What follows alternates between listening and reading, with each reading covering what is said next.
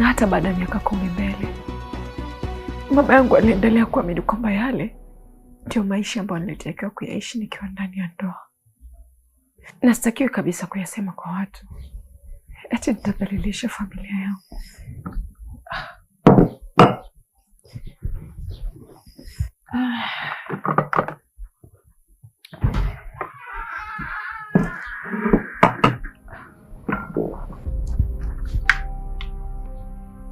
Wewe, nakuita chumbani sasa hivi. Mume wangu, leo sijisikii vizuri hata kidogo. Yaani mwili wangu wote unaniuma. Tafadhali nakuomba, naomba uniache kwa leo tu.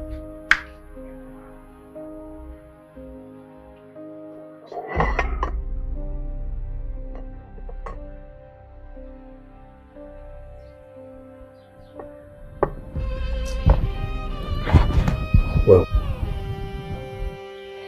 Unatoa wapi mamlaka ya kunipangia mimi ninachotaka kufanya? Hunipi pesa, hunipi furaha, na hata hiki ambacho nimekilipia pesa pamoja na kupata ridhaa ya wazazi wako bado unataka kunipangia? Mume wangu, basi nakuomba uniache nimalizie kufanya usafi wa vyombo alafu nitakuja. Nakuomba.